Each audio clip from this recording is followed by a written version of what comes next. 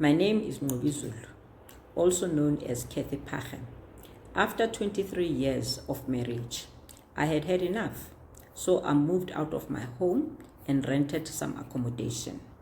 It was at this place that I discovered a lot that I did not know about my marriage and about what had gone on in my marriage.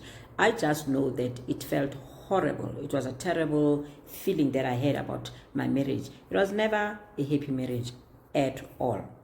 I had met this guy who, for all intents and purposes, was really a lovely guy, a kind guy, a generous guy. That's how he showed up for the very first few months of us having met. But after some time, he began to show signs that were just like baffling and confusing. I even ended up buying a book called Men Are From Mars, Women Are From Venus, because it was like very, very strange, the things that he was actually doing. And mind you, I've had relationships prior, but I've never felt the need to actually go and read about understanding a man. It was strange to me. It had never happened before. But I so wanted to work on this relationship, and the patterns of what he was showing to me, they were honestly just like strange and confusing, But I felt, look, let me stand in the gap for him. Let me just love the hate out of him, because he had told me that he had been hurt by his previous wife. So I thought, okay, maybe that's what he was actually going through. So I let it go, and I forgave the things that I should not have forgiven. When I tell you that I have experienced all types of abuse that are under the sun, it is even scary to me that I made it out. But I am here, I am standing, and I am telling my story now. I have been backslapped and bloodied. I did not call that abuse. Yet, it is a criminal offense. I was head battered on my mouth and teeth, with his teeth. I was left bruised and bloodied. I did not call that abuse. And yes, it is also a criminal offense. After discovering that my husband,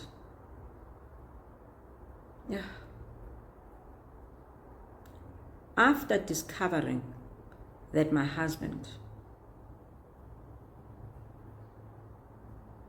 was having an affair, I was attacked, assaulted, and left with a broken leg. I could not walk for 2 years.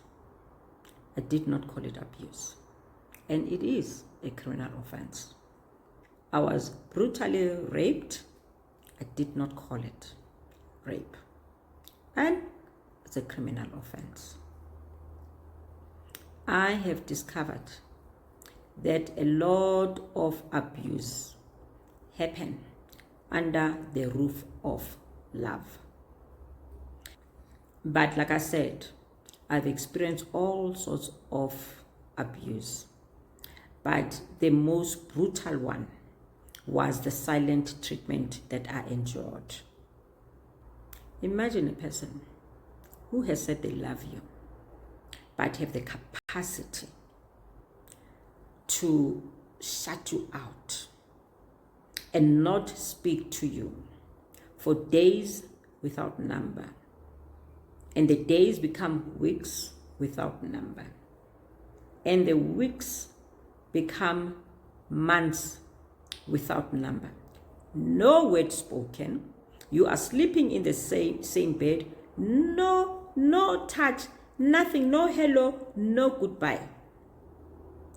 You do not exist for this person. They have erased you out of their life. You are like a ghost in their life. They are moving up and down in the house. They come back from work. Silence. For me, that was brutal. So I say, out of everything that I have gone through, all this terrible abuse, for me, that was the worst. Let alone the names that you are called, the things that I have been called, the names that this man has called me, I would not even be able to utter myself. That's how bad the words are. But that is my story. I fell in love with somebody. I don't know whether I was desperate or what, but I fell in love with somebody and I thought it was love. Only to find that this was his space to satisfy his need to be cruel. This is where he practiced freely his cruelty under the roof of love.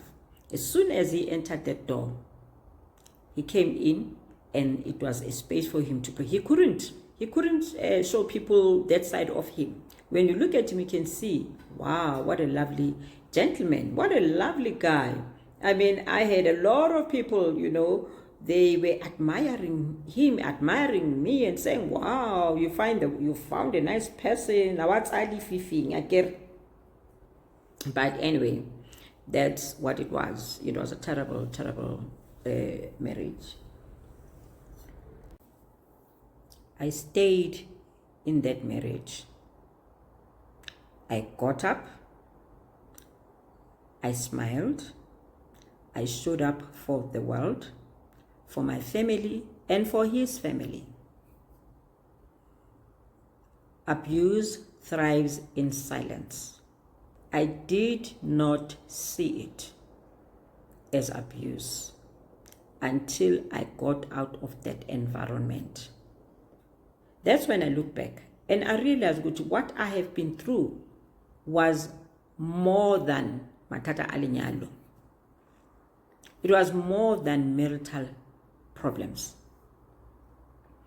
I had been dealing with something that was foreign.